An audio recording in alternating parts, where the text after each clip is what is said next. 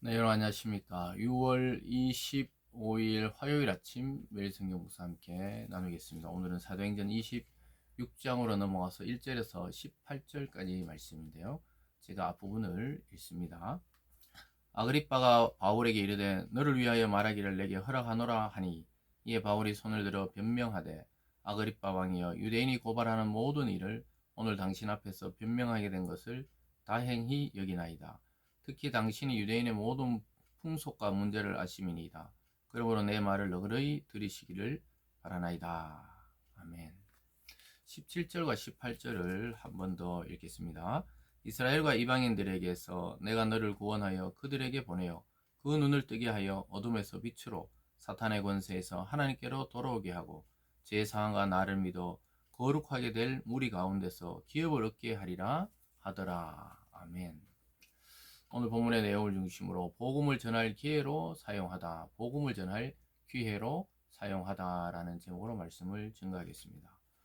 드디어 바울은 아그리빠 왕 앞에서 자신을 변호할 기회를 얻게 됩니다.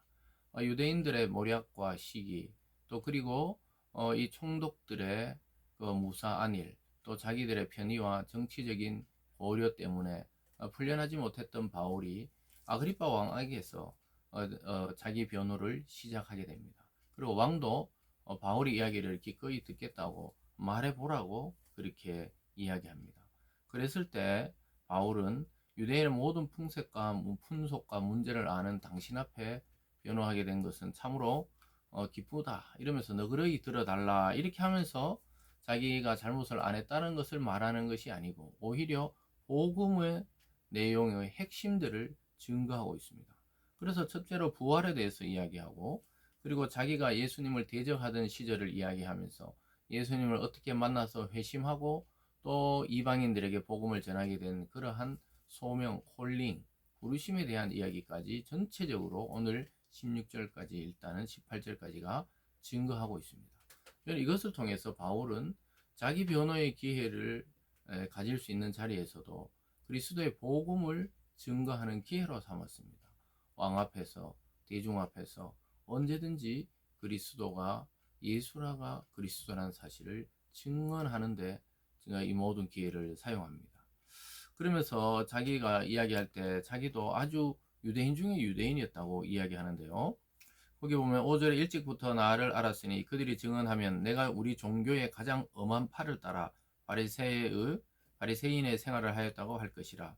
이대도 여기서 신문받는 것은 하나님이 우리 조상에게 약속하신 것을 바라는 까닭이니, 이는 약속은 우리 12지파가 밤낮으로 간절히 하나님을 받들어 섬김으로 얻기를 바라는 바인데, 아그리빠 왕이여, 이 소망으로 말미암아 내가 유대인들에게 고소를 당하는 것이니이다.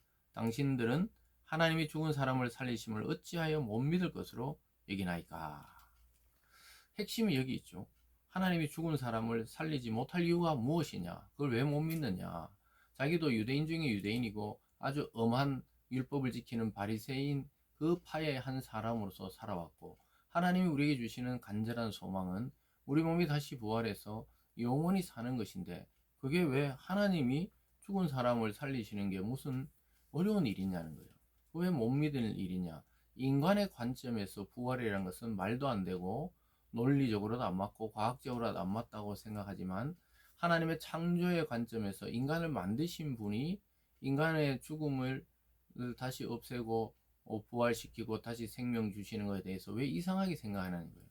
왜 창조를 믿으면서 아담과 하와를 하나님이 직접 만드시고 생기를 불어넣고 또 인간을 하나님의 형상대로 만들었다고 이야기하면, 하나님의 형상을 따라 영원히 살 수 있는 존재가 인간이란 사실을 못 믿을 이유가 무엇이냐?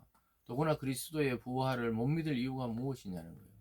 왜냐하면 그는 우리의 구세주이기 때문에 몸이 썩지 않고 부활하셔서 우리를 구원하실 구세주로 온 세상에 알려지게 됐다는 사실을 왜 못 믿느냐는 거예요.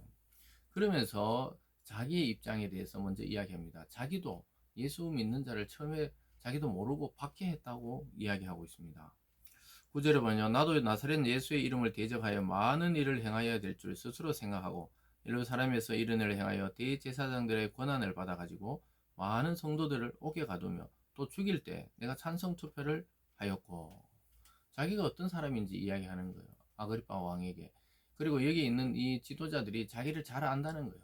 자기가 원래 유대인 중에 유대인이요, 바리새파 중에 가장 엄격한 도를 따라서 살던 사람인데, 그래서 예수님을 믿는 자들이 등장했을 때 자기가 옥에 가두고 죽여도 된다고 증인을 설 정도로 그렇게 박해하던 자였다는 거예요. 왜냐? 복음을 모를 때라는 거예요. 죽은 자의 부활과 예수 그리스도가 누군지 모를 때는 나도 그렇게 했다고 이야기하고 있는 것입니다. 그러면서 11절에 또 모든 회당에서 여러 번 형벌하여 강제로 모독하는 말을 하게 하고 그들에 대하여 심히 격분하여 외국 성에까지 가서 박해하였고 그 일로 대제사장들의 고난과 임임을 받고 다메섹으로 갔나이다. 자기가 얼마나 열심히 있느냐 하면은 대제사장과 지도자들에게 증서를 받았다는 거예요.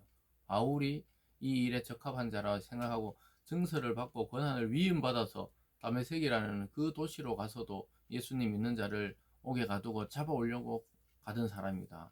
자기는 강력한 유대 종교의 한 사람이었다는 것을 변증하고 있죠.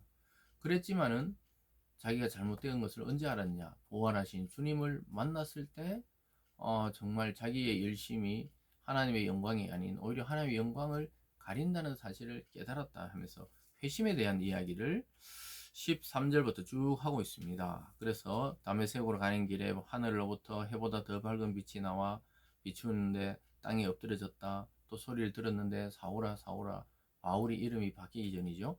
왜 나를 핍박하느냐 이렇게 이야기하니까 내가 주님을 핍박한 적이 없다고. 누구시냐니까 이렇게 말하죠. 15절에 내가 대답하되 주님 누구시니까 주께서 이르시되 나는 네가 박해하는 예수라 이렇게 말하고 있습니다. 그래서 자기가 교회를 박해하고 성도를 박해하고 또 잡아 죽이고 옥에 가두고 이런 일들이 결국은 누구냐?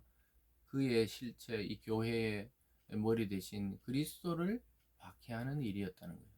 지금 유대인들이 바울의 복음을 막고 예수를 증거하지 못하게 하는 것은 결국은 하나님의 아들이시요 구원자이신 예수를 박해하는 일이 되었다는 것이죠.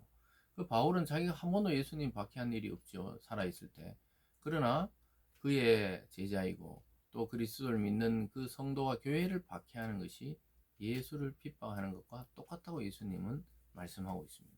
오늘날도 여러분 예수님 믿는 것 때문에 핍박이나 혹시나 고통을 당하는 것은 그것은 곧 예수님이 고통당하는 것으로 여기시면서 언젠가 우리를 회복시키고 철저하게 보호하실 것입니다. 그러면서 계속 이어지는 내용이 그렇습니다. 예수님께서 말씀하시기를 이렇게 이야기하죠. 16절에 일어나 너의 발로 서라. 내가 내게 나타난 것은 곧 내가 나를 본 일과 장차 내가 내게 나타난 일에 너를 종과 증인으로 삼으려 함이니 이스라엘과 이방인들에게 내가 너를 구원하여 그들에게 보내겠다. 이렇게 말하고 있습니다. 예수님이 말씀하신 것을 바울이 이야기하죠. 자기가 그전에는 예수님 믿는 자를 죽이고 박해하고 감옥에 가두던 그런 악랄한 행동을 하던 자였다고 자기 스스로 간증을 하고 있습니다. 그렇지만 예수님 만나서는 예수님이 나에게 어떤 일을 주셨냐? 부활한 주님을 만났는데 어떻게 부인할 수 있겠습니까? 바울이 만나고 보고 대화했는데 부인할 수가 없죠. 그 예수님께서 너를 종으로 삼고, 그러니까 복음의 종, 주님의 종으로 삼았고, 또 하나는 증인으로 삼았다는 거예요. 네가 오늘 나를 만나고 보고 드렸지 않냐고. 이 복음의 증인으로 살라. 그래서 너를 이스라엘과 이방인으로 이방 땅, 즉 유대인이 아닌 자들에게까지 가서 복음을 전하는 소명을 주셨다. 이렇게 증거하고 있습니다. 사랑하는 여러분, 이 왕 앞에서 얼마든지 자기는 억울하다, 자기는 갇힐 일이 없다, 또 나는 로마 시민권자인데 사람들이 모르고 이렇게 나를 억울하게 됐다, 이렇게 변명할 수 있는 자리에서 그는 오히려 왕에게 예수 그리스도를 증언하고 특별히 부활에 대한 것을 정확하게 깨달아 알도록 증언하고 있습니다. 그들이 믿든지 안 믿든지는 하나님께 달려있지만 그의 소명과 그의 사명은 부활의 증인이요 예수의 증인이 되는 삶이었기 때문에 이 자리에서도 자기 변호보다는 예수 그리스도를 증거하고 복음과 교회를 증거하는 일에 시간을 사용하고 있다는 사실에 우리는 도전을 받게 됩니다. 사랑하는 여러분, 왕 앞에서조차 그는 예수와 부활과 자기의 회심과 소명을 전할 기회로 삼는 것을 보게 됩니다. 여러분, 때를 어떻든지 못 어떤지 오늘 하루도 만나는 자들에게 또는 우리의 일을 통해서 만나는 자들까지도 우리가 이 복음이 전해지는 통로가 우리 입술이 되고 우리의 삶이 되기를 원합니다. 기도하겠습니다. 사랑의 하나님 아버지, 무엇보다 가장 중요한 것은 예수가 그리스도라는 이 사실, 부활하신 주님처럼 우리도 부활한다는 이 복음의 소망, 이것 외에 중요한 것이 없음을 깨닫게 하여 주시고 우리의 삶의 모든 시간과 만남과 기회들을 통하여 주님을 높이고 하나님께 영광 돌려드리는 이 복음을 증언하는 증인의 삶을 살아가는 우리 되게 하여 주시옵소서. 감사드리며 예수님 이름으로 기도드리옵나이다. 아멘.